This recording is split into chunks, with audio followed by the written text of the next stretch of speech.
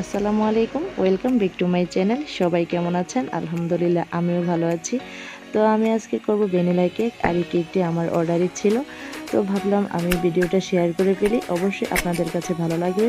যদি ভালো লাগে অবশ্যই আমার ভিডিওটা না টেনে পুরোটা দেখবেন। তো চলুন রেসিপিতে। প্রথমে আমি একটি চালনিতে এখানে দিয়ে দিচ্ছি মেজারমেন্ট কাপের 1 কাপ ময়দা। তার সাথে দিয়ে দিচ্ছি আমি 2 টেবিল চামচ আরও ময়দা। এখানে আমি টোটাল 1 কাপ আর 2 টেবিল চামচ ময়দা ব্যবহার করেছি। তার মধ্যে দিয়ে দিচ্ছি 1 টেবিল চামচ কর্নফ্লাওয়ার আর 1 টেবিল চামচ বেকিং পাউডার। এখন আমি এই শুকনো উপকরণগুলোকে 2 বার করে চেলে নিব। আপনারাও চেষ্টা করবেন 2 বার করে চেলে নেওয়ার জন্য। 2 বার করে চেলে নিলে মিক্সিংটা ভালো হয়।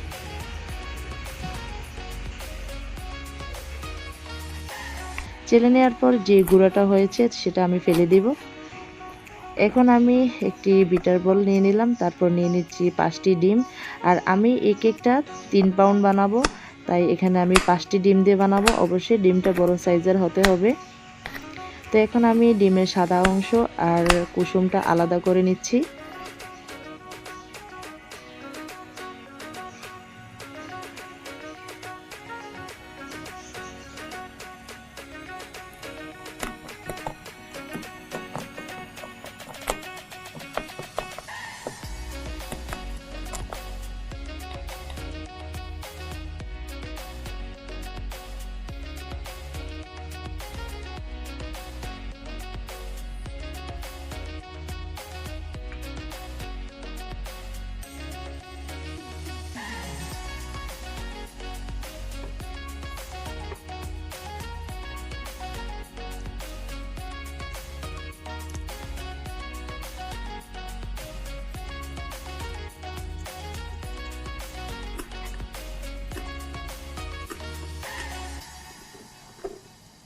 যতক্ষণ পর্যন্ত চিনিটা না গলে যাবে ততক্ষণ আমি বিট করেই যাব।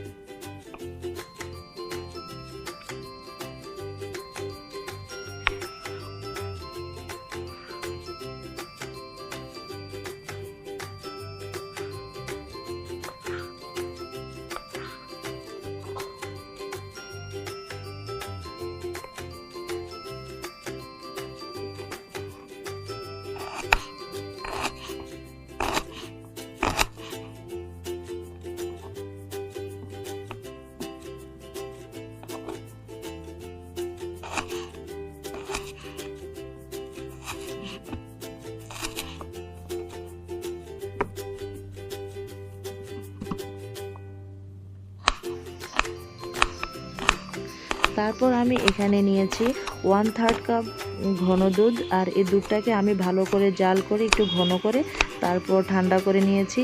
এখন আমি 1/3 কাপ দুধ একটু একটু করে দিব আর এই শুকনো উপকরণের সাথে দিয়ে মিক্স করব। আর এই দুধটা যখন আমি ডিম তেল দিয়েছিলাম তখনও দেওয়া যেত, কিন্তু আমি সব সময় এই দুধটা শুকনো উপকরণের সাথেই মিক্স করি। এতে দেখেছি আমার কেকটা খুব ভালোই সফট হয়।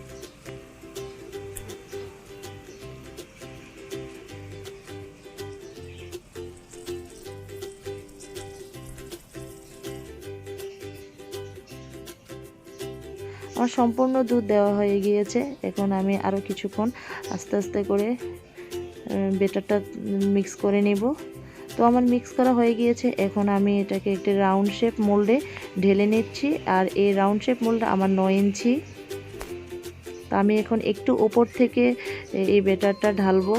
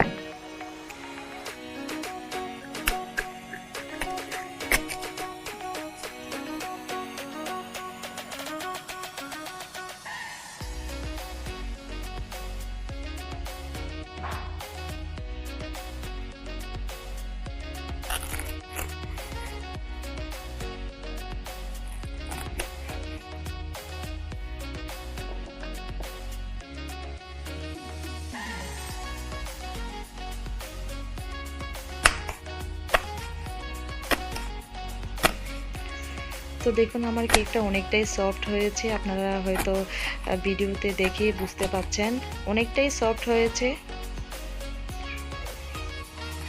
তো এখন আমি কেকটাকে 3টি ভাগে ভাগ করে নিচ্ছি। আগে আমি একটি দাগ কেটে নিচ্ছি, যে 3টি ভাগ করব সেই 3টা মাঝখানে 2টি দাগ কেটে নিলাম। তো আমি এখন আস্তে আস্তে আমি কেটে নিচ্ছি, আর এই কাজটা অবশ্যই আমাকে খুব সাবধানে করতে হবে।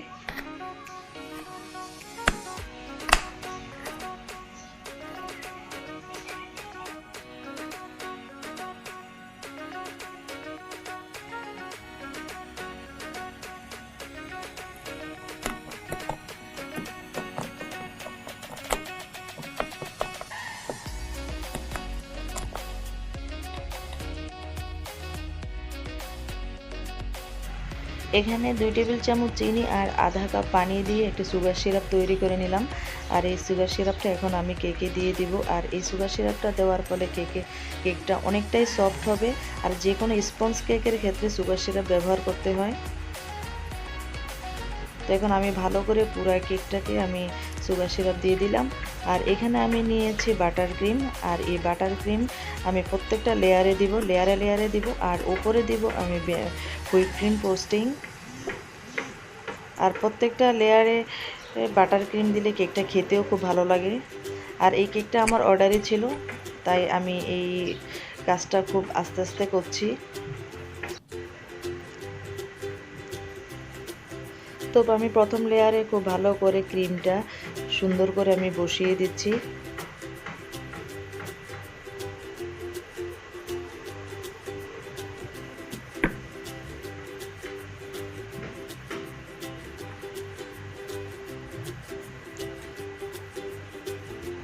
এখন আমি দ্বিতীয় লেয়ারের কেকটা বসিয়ে দিলাম। খুব ভালো করে চেপে চেপে আমি কেকটা বসিয়ে নিচ্ছি।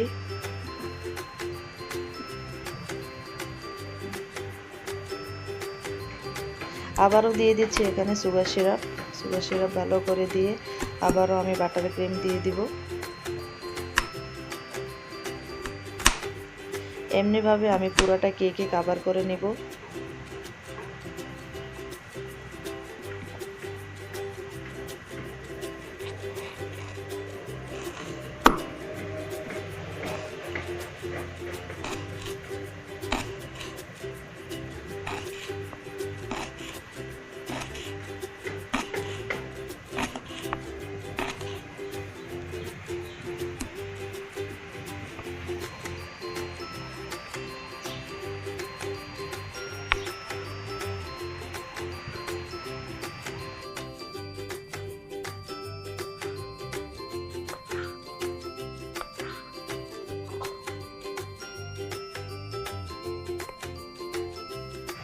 আর ক্রিমটা 2 ধাপে ব্যবহার করলে ভালো হয়। প্রথম ধাপে যদি আমরা অল্প ক্রিম দিয়ে পুরো কেকটা কভার করি, তাহলে দ্বিতীয় ধাপে যখন আমরা ক্রিমটা ব্যবহার করব তখন কেকের গা থেকে কোনো ক্রাম্ব উঠবে না।